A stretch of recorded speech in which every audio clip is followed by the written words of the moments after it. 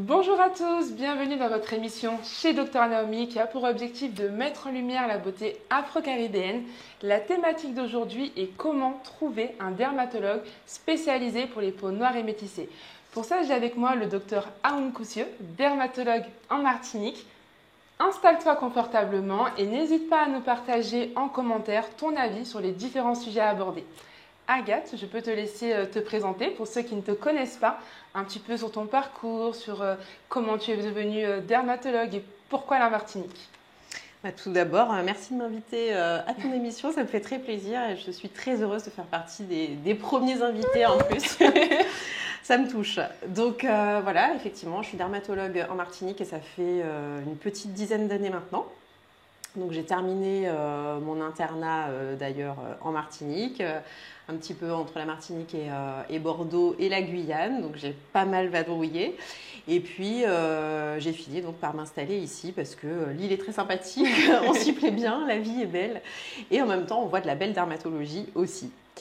Du coup, pour reparler un petit peu de mon parcours, j'ai jamais voulu faire dermato depuis toujours. Ce n'est pas une vocation à la base. Eh ben oui. J'aurais pas cru. Alors dis-nous en plus. Alors, j'avais, quand j'étais gamine, pas mal de problèmes de peau, notamment des verrues, qui m'ont suivi jusqu'à la fac. Et cette idée donc, de dermato m'avait quand même traversé l'esprit à ce moment-là. Et puis, bon, l'idée est passée. Et je voulais faire ingénieur informatique pour faire de la création 3D de jeux vidéo. Donc absolument rien à voir. Absolument rien à voir. Et puis, bon, je me suis un petit peu foirée parce qu'à l'époque, c'était pas encore Parcoursup et tout ça. Et c'était, on choisissait donc sa fac, son école et on lançait les dossiers. Et j'avais lancé donc une seule école d'ingénieur. Et bien sûr, j'ai été refusée. Donc à une place près. Mais bon, c'était un signe du destin, honnêtement. Et je me suis dit, bon, ben, pourquoi pas finalement faire ce projet de dermato, de médecine. Enfin, de médecine, parce que la dermato ne m'avait pas encore retraversé l'esprit. Et donc, je me suis lancée là-dedans, corps et âme. J'ai réussi mon concours du premier coup, etc. Donc voilà, je me suis donnée à 100% là-dedans. Voilà. À l'époque, donc, j'étais sur Paris. Et puis, c'est en troisième année, lors d'un stage en dermatologie, où j'ai eu le coup de cœur. Voilà, le coup de cœur est revenu et je me suis dit, mais c'est la spécialité parfaite. Il faut dire aussi que j'avais une chef de clinique à l'époque. Ça joue beaucoup. Qui était exceptionnelle, voilà, et qui m'a donné envie de faire cette spécialité-là. Voilà, c'était mon mentor, c'était mon modèle, je voulais absolument lui ressembler. J'espère qu'elle aura l'occasion de regarder cette émission pour pouvoir si voir. Si jamais elle m'entend, elle se reconnaîtra, je pense. Et du coup, ça s'est confirmé donc, au fur et à mesure des stages et je me suis retrouvée donc, à vouloir faire dermato. Et j'ai fini par obtenir donc, dermato, effectivement, au concours de l'internat. Et là, la question s'est posée de savoir où est-ce que je fais mon internat de dermatologie. Et c'est là, en fait, que l'envie d'étudier un peu plus la peau noire est venue. Parce que, à vrai dire, c'est pas quelque chose qui est dans le cursus classique, en tout cas à mon époque, c'est-à-dire il y a quasiment 15 ans en arrière maintenant, c'était pas le cas. Et donc je me suis dit, quoi de mieux pour étudier les peaux noires que d'aller directement à la source, c'est-à-dire avec une population à peau noire. Et donc c'est là que l'idée d'aller aux Antilles, en Guyane, etc. m'est venue. Et c'est comme ça que je suis arrivée en Martinique. Voilà. Et du coup, c'est vrai que c'est très intéressant. Je pense qu'on reparlera peut-être justement un petit peu de la formation sur peau noire, justement. Mais à aucun moment, je n'ai eu de regret, de toutes les façons. Voilà. Donc, me vois ça. C'est super intéressant parce que c'est vrai qu'on nous met beaucoup la pression quand on est collège-lycée sur qu'est-ce qu'on veut faire, absolument. Et des fois, la vie nous donne des parcours un petit peu différents. C'est exactement ça. Et je pense que s'il y a 20 ans en arrière, on t'avait dit qu'aujourd'hui, tu serais dermatologue en Martinique avec un vrai expertise sur les peaux noires et métissées. Mais comme quoi, la vie est belle et que des fois, il faut se laisser aussi guider un petit peu. C'est ça. Je fais assez confiance au destin et globalement... Là, tous les signes étaient là en fait, c'est-à-dire que j'ai été refusée à une place près, parce que je ne l'ai pas précisé, mais à une place près, et qu'il y avait toujours des désistements. Là, cette année, il n'y a pas eu de désistement. Enfin voilà, tout était fait pour que, en gros, je fasse médecine et que je fasse dermato. Et voilà, c'est le plus beau métier du monde. Donc voilà, clairement, le destin fait bien les choses. Bah, c'est vrai que quand tu parles de destin, moi je trouve que notre relation est un peu le signe du destin aussi, parce que pour ceux qui ne le savent pas, et je pense que c'est quand même important de le soulever, on s'est rencontrés à travers la rédaction d'un article website pour un site internet. Et pour ceux qui suivent un petit peu qui est Dr Naomi, donc j'avais besoin de faire un stage en Martinique dans le cadre de ma thèse. Et tu as voulu m'accueillir, m'aider à me former, m'aider à approfondir les connaissances sur les peaux noires et métissées. Donc, superbe expérience grâce à toi déjà. Et surtout, aucun regret non plus, parce que tu as été exemplaire à plus d'un titre. Et j'ai envie de dire, mais là, je te le redis encore, en toute franchise, tu as été beaucoup plus impliquée que certains étudiants de dermatologie. Donc, mais tu l'as dit, la peau noire, elle est tellement complexe, il y a tellement de choses à apprendre. Et puis, je l'ai vu encore à travers ma thèse où je suis là, j'approfondis, j'essaie de comprendre, etc. On voit qu'il y a tellement peu d'études, on aura l'occasion encore d'en parler. Mais du coup, j'ai approfondi et tu as vraiment été, pour le coup, un peu mon mentor, un peu comme ta chef de service, jusqu'à officiellement ma thèse, ma soutenance. Et je suis contente parce que finalement, chez Dr Naomi, c'est aussi ton idée, c'est toi qui vas donner un peu cette thématique. Ça fait longtemps qu'on parle de cette émission. Et aujourd'hui, c'est aussi un petit peu un nouveau projet et tu es avec moi, donc je suis très contente. Avec plaisir, je suis très heureuse de partager en tout cas ça et je suis sûre que ça va fonctionner parce que tu le fais avec le cœur. Oui, donc tout ce qu'on fait avec le cœur, normalement, fonctionne bien, donc il n'y a pas de raison. Donc du coup, aujourd'hui, comme je l'ai dit, la thématique, c'est vraiment comment trouver un dermatologue spécialisé pour les peaux noires et métissées. Je me porte un petit peu comme celle qui va... avoir un petit peu la porte-parole en fait, de cette pensée collective qu'on peut avoir à ce sujet. Mais pour ça va être le temps du micro-trottoir où bien évidemment j'ai questionné quelques personnes situées sur Fort-de-France, questionnées sur la thématique abordée, donc je vais te laisser regarder ça. Allez. Après toi, est-ce qu'il y a une différence entre une peau noire et une peau blanche? Forcément, on sait tous qu'elle a plus de mélanine, elle est aussi plus résistante aux rayons du soleil, les UV, etc. La mélanine. Et puis je pense que lorsqu'on est exposé aux rayons du soleil, je pense que la peau blanche est amenée à faire plus par exemple, de cancer de la peau que la peau noire. Alors pour moi, oui, il y a une grande différence. Je ne les connais pas personnellement, mais les peaux blanches n'ont pas les mêmes pathologies, je dirais, que les peaux noires. On est un peu plus complexe. Je pense que oui, je pense qu'elles ne réagissent pas de la même manière, ni au soleil, ni aux piqûres de moustiques. La peau noire a tendance à toujours laisser une petite trace, en tout cas la mienne.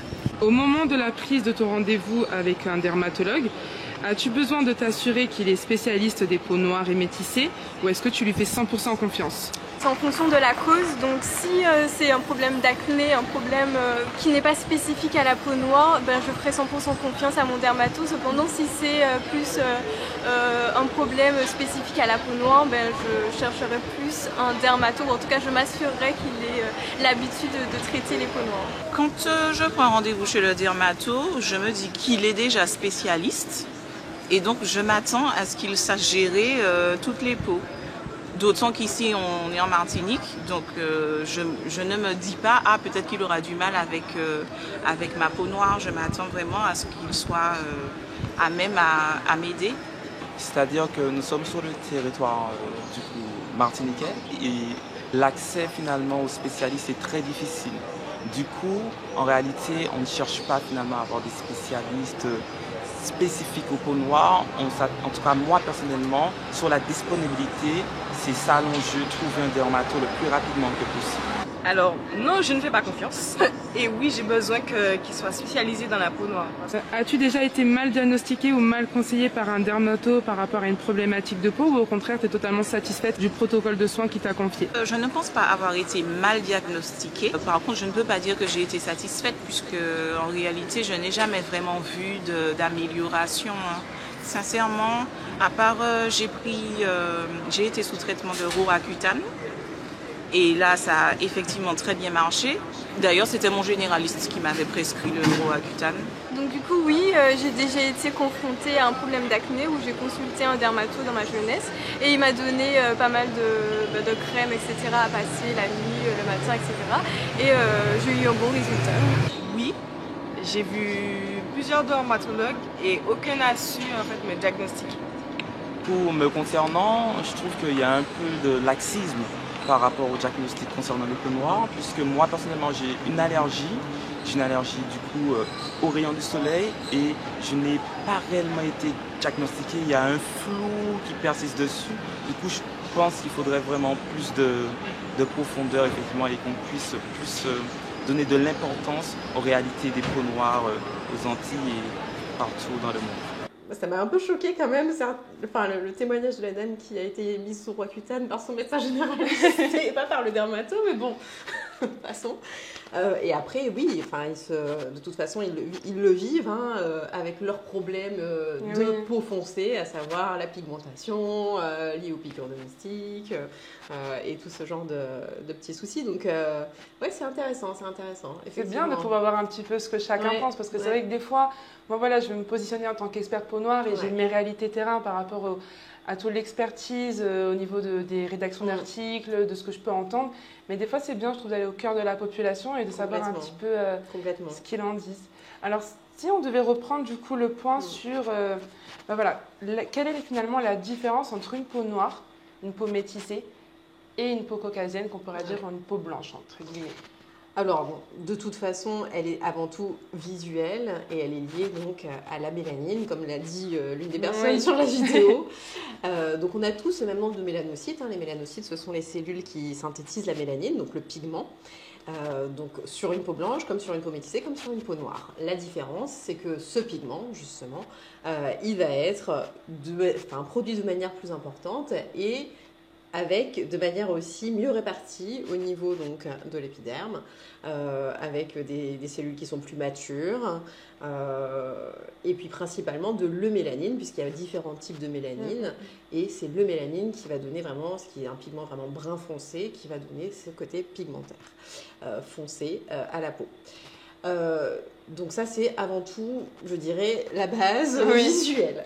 Ensuite, quelle est la conséquence principale? S'il y a une différence à retenir finalement entre les peaux foncées et les peaux claires, c'est une conséquence de cette mélanine, justement, qui est un taux plus important, à savoir la protection face aux UV. Et donc le but principal, c'est vraiment ça, c'est-à-dire que la mélanine va protéger la peau des UVA, des UVB et de la lumière visible de manière un petit peu plus générale. Et du coup, qu'est-ce que ça implique? Ça implique une protection quand même face au vieillissement photo-induit et une protection aussi, et les personnes l'avaient dit également dans la vidéo, face aux cancers qui peuvent être induits par les UV, justement. Ces cancers sont principalement le mélanome, les carcinomes basocellulaires et les carcinomes épidermoïdes. Donc, clairement, une peau foncée, qu'elle soit métissée ou noire, et d'autant plus elle est noire, plus elle est protégée par rapport justement à ces cancers photo-induits liés aux UV. Alors, moi, dans ma pratique, honnêtement, plus les peaux sont métissées et plus elles sont claires, plus je les considère vraiment comme une peau claire, parce que j'ai vu, et j'en vois encore, des carcinomes sur des métisses claires. Donc le mythe de le cancer photo-induit sur peau noire, comme quoi ça n'existe pas, ça existe. Et le métissage, en tout cas, augmente fortement ce risque-là. Moi, j'ai aussi vu l'apparition d'un mélanome sur une peau totalement ébène au Sénégal.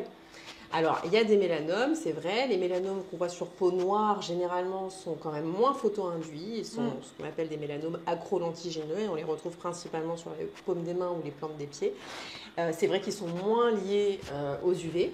On ne sait d'ailleurs pas exactement qu'est-ce qui peut déclencher de manière plus importante sur ces localisations-là.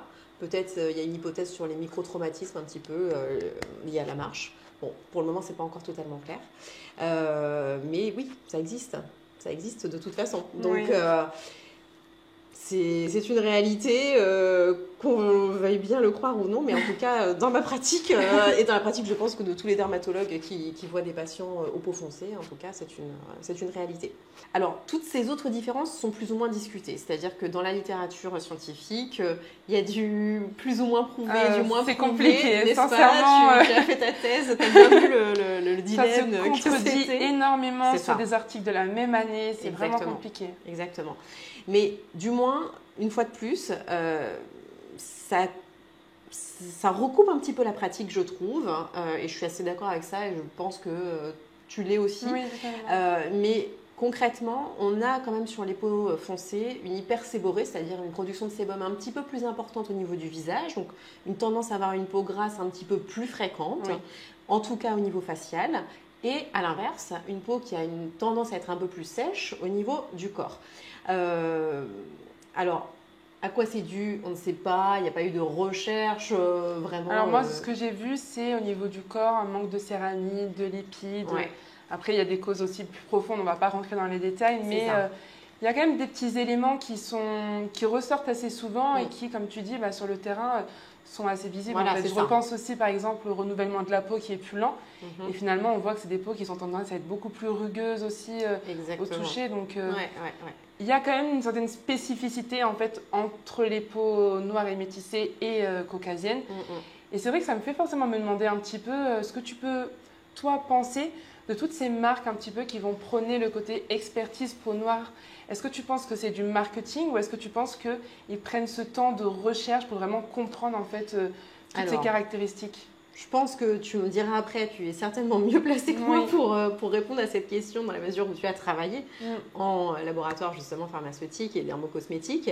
Mais à mon sens, il y a quand même un fonds de recherche sérieux qui est fait de toute façon. Et je dirais qu'il y a une caractéristique qui ressort à chaque fois, que ce soit en tout cas dans les retours des patients, c'est que ces produits ne sont pas agressifs. Et ça, on sait que la peau foncée est quand même plus sensible. Et du coup, je pense que ça répond à cette problématique-là. Et ils travaillent aussi très bien, et c'est un gros problème, de moins en moins d'ailleurs, mais sur certains filtres, et notamment certains filtres minéraux UV, ils travaillent quand même très bien sur les solaires pour ne pas avoir ce côté un peu violet grisâtre qu'on peut avoir à cause des filtres minéraux dans d'autres solaires. Donc voilà, à mon sens, ils sont plutôt des produits qui ne sont pas agressifs, voilà, qui respectent la sensibilité de la peau, des peaux foncées, et une meilleure finition, on va dire, de leurs produits solaires. Mais quel est ton ressenti là-dessus? Moi, ce que j'ai remarqué, donc je trouve que c'est... en fait, je pense que c'est tellement propre à chaque laboratoire que finalement, en tant que consommateur, on ne saura jamais réellement si le laboratoire va vraiment aller au bout de ses recherches sur vraiment cette investigation sur les peaux noires et métissées. Par contre, ce qui est une réalité terrain, c'est qu'on voit tout de même le côté positionnement qui est clairement marqué avec des visuels. Donc ça, c'est vraiment l'aspect marketing, storytelling. Mais au-delà de ça, ça va être des produits qui vont toucher des problématiques qui, par contre, sont vraiment liées à la peau noire et métissée. On sait que l'hyperpigmentation, c'est la principale problématique des peaux noires et métissées. Et on voit qu'il y a vraiment ce positionnement. En tout cas, toutes ces marques ethniques vont aller en fait dans leurs top produits, créer des soins qui vont répondre en fait à cette problématique de taches brunes qu'on peut avoir sur le visage et sur le corps. Et donc, ça va être des sérums anti-taches, ça va être par exemple des soins voilà, pour tout ce qui va être déodorant anti-taches. On va aussi avoir pour les poils incarnés, parce qu'on sait que c'est une problématique aussi courante qui laisse aussi des taches. Et ce qui est intéressant aussi, c'est surtout l'aspect contour des yeux, sur le cerne brun, où on voit vraiment qu'il y a un vrai positionnement sur cette problématique. Alors que lorsqu'on prend des marques un peu plus généralistes, on sera plus sur du cerne vasculaire, du cerne creux. C'est qu'aujourd'hui, qu'on voit un petit peu que les marques généralistes cherchent à se positionner sur le marché ethnique, donc vont aller chercher ces problématiques-là. Mais c'est vrai que, en tout cas, voilà, sur le côté expertise, on a les problématiques. Maintenant, derrière, ça va être très compliqué, même pour moi, pharmacienne. Au niveau des formations, tout le monde se dit qu'il est le meilleur. Malheureusement, moi, je ne peux pas en fait aller dans l'équipe recherche et développement, savoir jusqu'où ils sont allés, les brevets, comment ils ont été développés, etc. Ça, c'est des rapports qui sont confidentiels et malheureusement, c'est compliqué.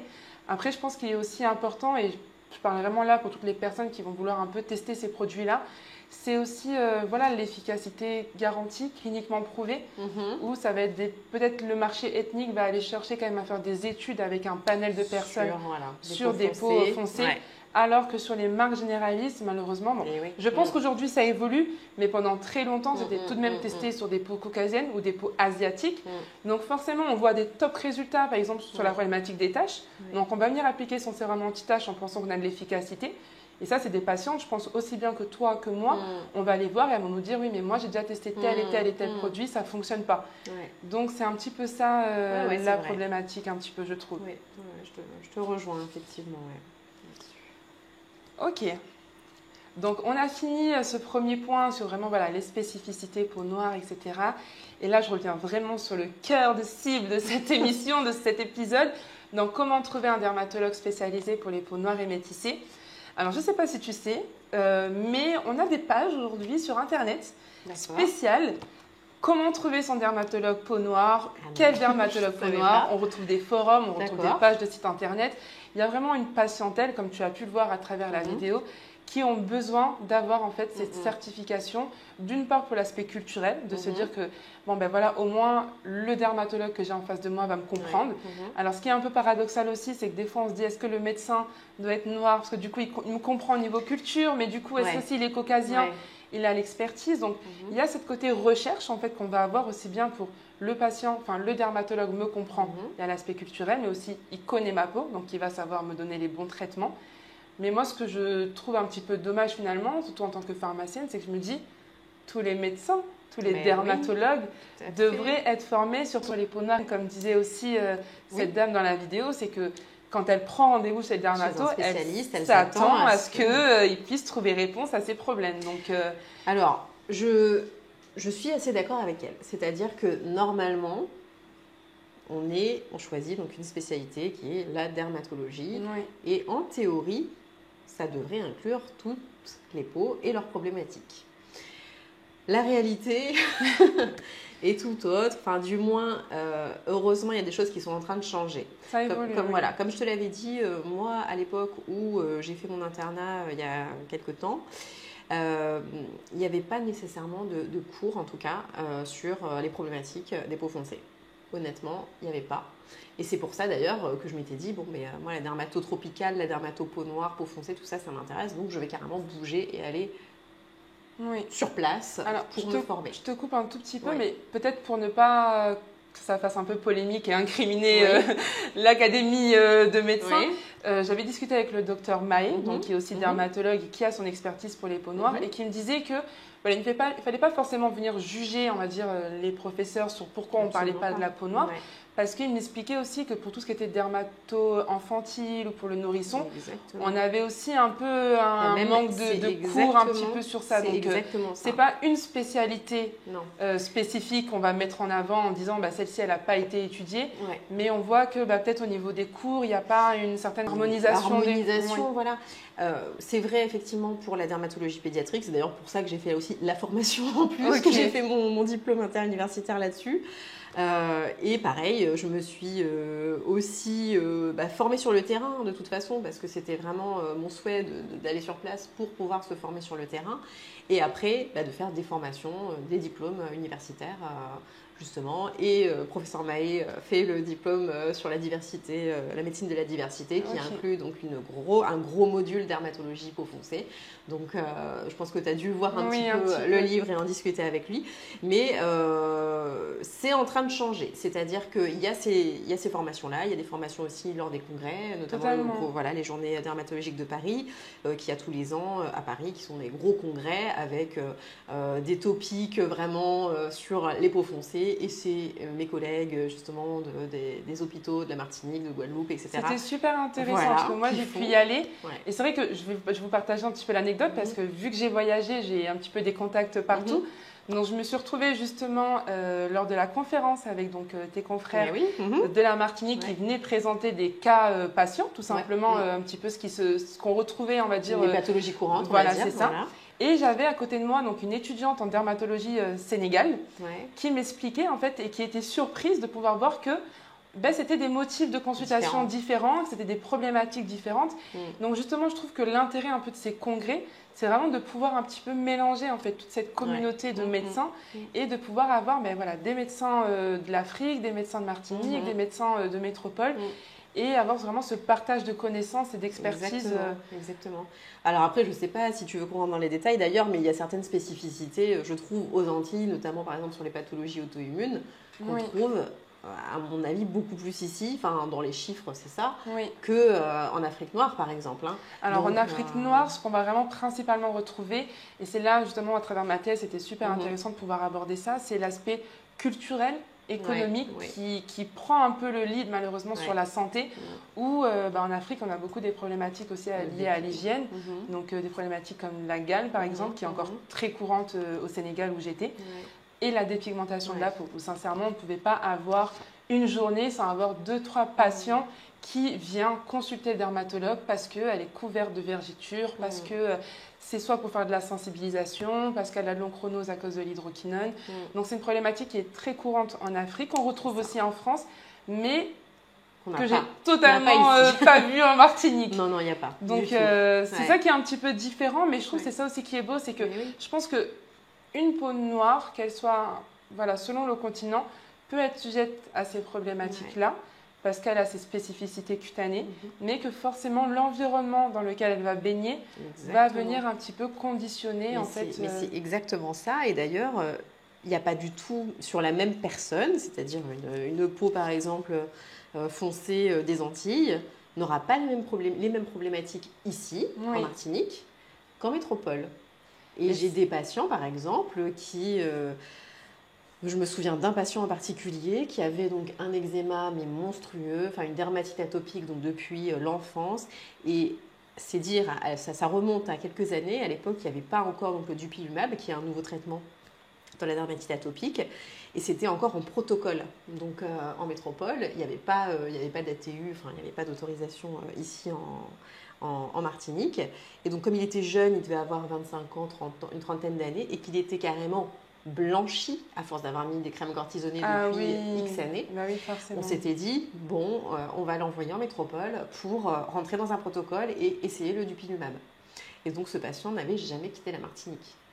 Donc on ne savait pas finalement comment sa peau réagissait avec une hygrométrie différente, etc., dans un climat différent.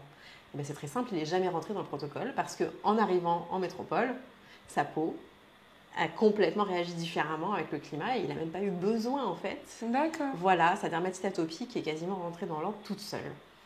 Donc oui, on n'a pas du tout les mêmes problèmes aussi en fonction du climat et de l'environnement dans lequel on est, et pas que culturel, l'environnement aussi géographique, physique, quoi.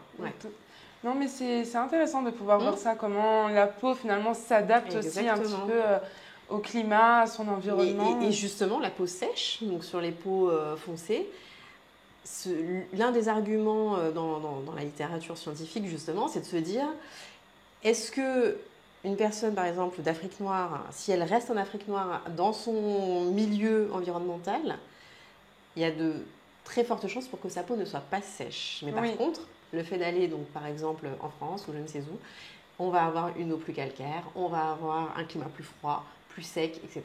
Et du coup, il va avoir une peau plus sèche. Et donc, on revient toujours là-dessus, en fait, effectivement. Et ça, moi, je le vois beaucoup quand je suis à la pharmacie, des patients qui viennent me voir et qui me disent, là, je suis en Martinique, ma peau, ça va. Par contre, quand je vais devoir aller en métropole pour les périodes des fêtes, etc., c'est catastrophique. Parce que la peau n'est pas du tout habituée et totalement agressée face au froid, au calcaire qui est différent. Et moi, ça m'arrive de faire 2 ordonnances différentes pour les patients. D'accord. Voilà, pour ceux qui me disent, là, je vais aller en vacances pendant 1 mois à tel endroit, au Canada ou je ne sais pas où, je lui fais 2 ordonnances différentes. D'accord. Vraiment. Donc, c'est vrai que c'est assez étonnant. Mais bon, après, aux Antilles, c'est vrai qu'on n'a pas ce problème de dépigmentation de la peau. Mais on a d'autres soucis, et justement dans la vidéo ils en parlaient, justement l'inverse, c'est-à-dire le côté pigmentation. Et je ne l'ai pas dit dans les caractéristiques quand même des peaux foncées, mais l'une des grosses caractéristiques, c'est quand même le fait de pigmenter après une inflammation. Donc une inflammation, c'est dès qu'on a une rougeur, un gonflement, des démangeaisons, mais en tous les cas une rougeur. Alors qui peut passer plus ou moins d'ailleurs inaperçue sur peau foncée, plus elle est foncée, plus la rougeur est discrète. Après, avec un œil averti, on finit de toute façon par bien la noter, mais elle peut passer un peu inaperçue pour un œil qui n'est pas averti. Et du coup, on aura surtout cette pigmentation, donc cette tache foncée, et c'est très fréquent après l'acné, quoi, et pendant l'acné. Ça, voilà. Clairement. Et ça, je dirais que c'est le motif de consultation numéro 1, en tout cas. De toute façon, tu l'as vu quand tu étais en stage. Voilà. C'est ça. Totalement. Et les gens viennent parce qu'ils ont des taches, et c'est les taches qui les gênent, et je peux comprendre, parce que c'est beaucoup plus voyant qu'au final, un bouton. Oui. Et l'important, c'est de bien leur expliquer que oui, on va traiter les taches, mais qu'il faut traiter la base du problème. Toujours. Et mais il y a vraiment une éducation à faire aux patients, en fait. Et je trouve que le dermatologue rôle, et le pharmacien ont 2 exactement. rôles différents, mais qui sont vraiment complémentaires à ce sujet. Exactement, ouais. Et du coup, ça me fait me demander aussi, parce que je vois que tu as beaucoup d'expertise et que justement, quand tu parles d'œil avisé, ton expérience a fait à travers tes différents stages, etc., tu as pu l'avoir. Ouais. Mais en fait, quelles sont du coup les principales difficultés pour un médecin qui va avoir ce patient à la peau pigmentée? En fait, c'est quoi ces challenges du coup s'il ne connaît pas en fait justement toutes ces spécificités, toutes ces caractéristiques?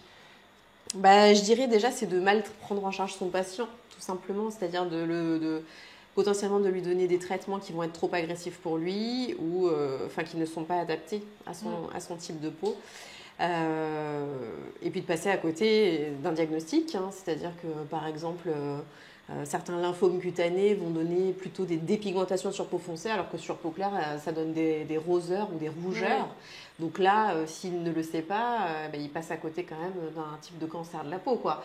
Voilà, c'est la différence vraiment entre eczéma, psoriasis, parce qu'on voit que ça a quand même des formes cliniques qui sont vraiment différentes aussi. Certains champignons aussi donnent pas du tout la même chose sur peau foncée. Je pense au pityriasis versicolore qui décolore. Tache de Lota, du coup, peut-être voilà, pour ceux qui vont regarder aux la vidéo. C'est ça. Donc, qui donne plutôt des dépigmentations sur peau foncée, alors que sur une peau blanche, ça va donner à l'inverse une hyperpigmentation. Voilà, c'est ce qu'on appelle une couleur un peu chamois. Donc, il y a toutes ces différences. Et si on les connaît pas, si on n'est pas justement averti de ces spécificités-là, on passe à côté du diagnostic. Du coup, on prend mal en charge son patient. Et après, au niveau des prescriptions thérapeutiques, on peut aussi faire plus de tort ou pas assez de bien en fonction, justement, si on n'a pas adapté comme il se doit. Et typiquement, je reviens sur l'exemple de l'acné, mais quelqu'un qui va donner un traitement uniquement, par exemple, je ne sais pas, un médecin lambda qui va donner surtout un traitement pour les taches, mais qui derrière ne va pas taper fort, entre guillemets, sur l'acné, ça n'aura pas d'intérêt de toute façon, parce que oui, on aura peut-être une amélioration, mais à la prochaine arrivée des règles, il va y avoir une grosse poussée, donc retour à la case départ. Et moi, ça m'arrive fréquemment de ne rien donner contre les taches dans un moi, début. Le plus souvent, c'est ce que je fais aussi. On traite d'abord l'acné et les patients, après, quand on leur explique, en fait, ils font confiance et ils comprennent bien la chose. Mais c'est vrai que pour justement limiter ce côté irritation qu'on a, parce qu'on a une peau plus sensible aussi. Donc voilà, je pense que c'est tout ça, mis bout à bout, qui peut finalement aboutir à une déception du patient, comme l'une des patientes dans la vidéo qui disait qu'elle était déçue parce que personne ne trouvait ce qu'elle avait, ou voilà. Ou par exemple, le monsieur aussi qui parlait de sa lucite, parce que tout le monde pense qu'on peut avoir qu'une lucite sur peau blanche, mais non, en fait, on en a aussi sur peau foncée.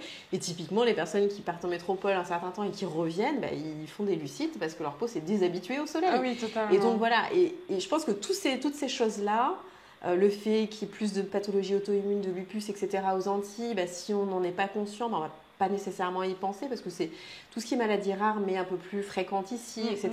Et je pense que c'est ça, au final, ça peut aboutir donc, sur une mauvaise prise en charge du patient. Alors après, il y aura certainement le patient, on va rattraper le coup parce qu'il va finir par consulter quelqu'un qui a l'habitude. Mais voilà, ça peut être délétère au final.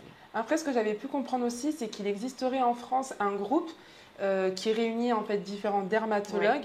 Et qui permet en fait pour un dermatologue qui n'a peut-être pas l'expertise, mais de pouvoir partager un cas patient pour avoir un avis médical très rapide et pouvoir conseiller le patient. Donc je parle parce qu'il y aura peut-être des personnes qui vont se dire oh là c'est compliqué, il faut que je trouve quelqu'un. Mais voilà, il y a quand même ce côté où il suffit de trouver la bonne personne. Je sais que des fois c'est compliqué, les délais des fois pour trouver un dermatologue sont aussi très longs. Mais voilà, si vous voyez qu'il n'est pas spécialisé 100% pour les peaux pigmentées, il ne faut pas avoir de crainte. Des fois, c'est des problématiques qui sont communes aux peaux caucasiennes et il saura y répondre. Et si vraiment il y a un doute et qu'il fait partie de ce groupe, il aura la possibilité de discuter avec un confrère et d'avoir le traitement adéquat. Le groupe thématique peau noire, donc il y a un sous-groupe de la Société française de dermato. Voilà. Très bien. Donc là, on a fait un petit point en pathologie. Si on devait parler de traitement, alors je sais que voilà, on a parlé de pathologie commune et qui du coup c'est exactement le même traitement que sur peau caucasienne, donc il n'y a vraiment pas de souci à avoir. Par contre, si on devait faire un point sur à quoi il faut être vraiment attentif, j'ai une peau pigmentée. En termes de photothérapie, on parle beaucoup de laser, on parle de peeling. Des fois, on a peur, on se dit voilà, j'ai une peau pigmentée, est-ce que je peux utiliser tel produit ou autre? sans tout citer, à quoi il faut par contre être un petit peu plus attentif? Ok. Je dirais que le plus fréquent, ça reste le laser épilatoire, hein, par exemple. Mais normalement, les médecins qui font du laser sont des médecins qui sont formés et qui, en théorie, n'utilisent que les lasers, justement, qui sont sécures pour les peaux foncées. Et donc, ce sont ce qu'on appelle les lasers YAG, donc qui n'entraîneront pas d'atteinte au niveau superficiel et qui vont aller cibler plus en profondeur, donc le follicule pileux. Donc, interdiction de faire des lasers type alexandrite sur les peaux foncées, au risque d'avoir donc des brûlures. Et qui créeront derrière de nouvelles taches. Voilà, des problèmes pigmentaires. Donc ça, c'est la première chose. Après, en termes de peeling, effectivement, en tout cas, dans ma pratique, moi, je suis plutôt sur des peelings superficiels, éventuellement des peelings moyens, mais jamais je ferai un peeling profond, en fait, sur une peau foncée. C'est trop risqué. Et encore, on adapte, je ne pense pas être la seule, mais mes consoeurs font probablement aussi la même chose. On adapte un petit peu aussi nos fréquence d'application des peelings, c'est-à-dire qu'ici, il n'y a pas vraiment de saison, le soleil est là tout le temps, et donc il y a un risque pigmentaire, hein, toujours. Si on fait des séances trop rapprochées, la peau n'a pas encore le temps de se régénérer complètement, donc on prend le parti généralement de faire des peelings un peu moins fréquents et des peelings plutôt superficiels, justement pour éviter ce risque pigmentaire et de brûlure. Après, en termes de photothérapie, normalement, il n'y a pas de contre-indication, en tout cas la photothérapie UVB. Tout ce qui est UVA est pareil, plutôt contre-indiqué aux Antilles parce qu'on prend un photosensibilisant oral. Et du coup, on risquerait de brûler un petit peu tout le temps parce qu'il y a du soleil tout le temps. C'est toujours la même problématique. Tout ce qui est photobiomodulation LED, qu'on utilise par exemple dans l'acné ou dans les lésions inflammatoires, tout ce qui est cicatriciel. Faut faire attention aussi, alors c'est pas une contre-indication stricte, mais alors pour la photothérapie, la photobiomodulation rouge, il n'y a aucun problème, mais par contre pour la bleue, c'est vrai qu'on peut avoir un côté pigmentation aussi. Donc attention, si on traite par exemple pour une acné un peu inflammatoire, la LED bleue a une très bonne action antibactérienne dans la bactérie qui est impliquée dans l'acné, donc Cutibacterium acnes, donc ça peut être intéressant, mais ça peut pigmenter un peu derrière.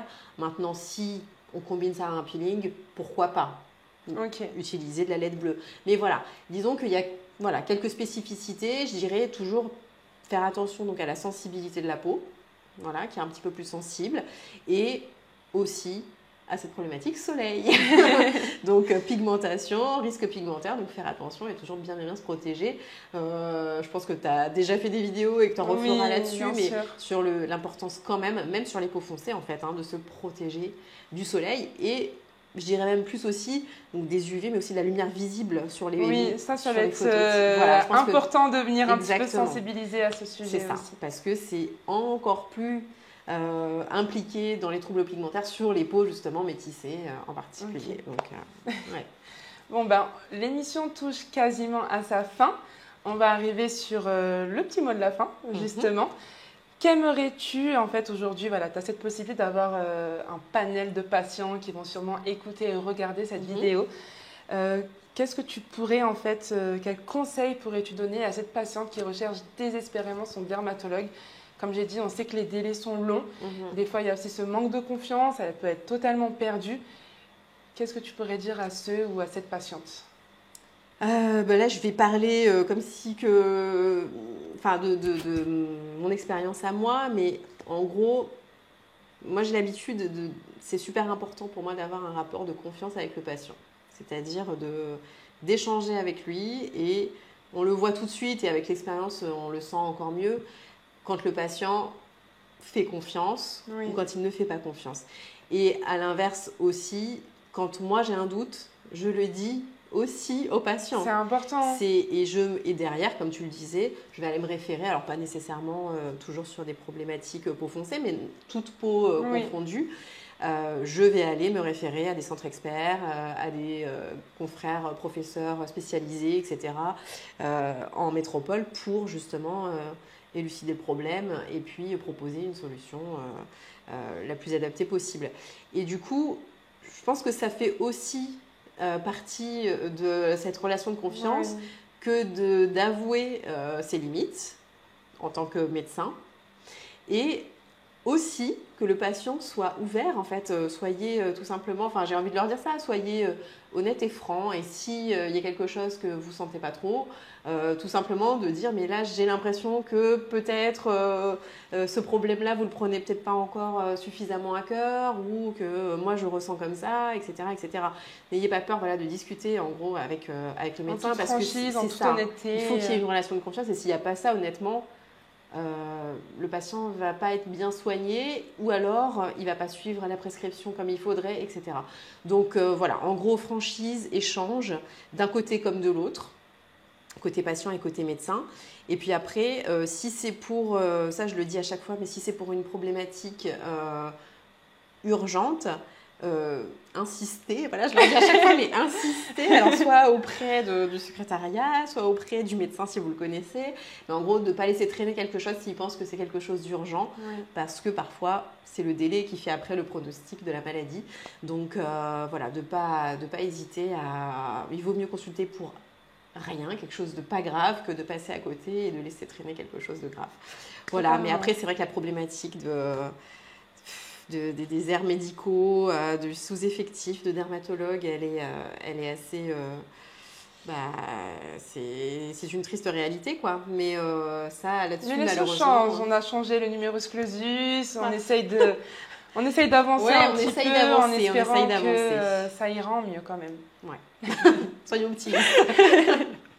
Mais écoute, je te remercie beaucoup pour ce vrai premier épisode. Je suis tellement contente de l'avoir fait avec toi. Je trouve que ça donne vraiment le cadre à cette émission.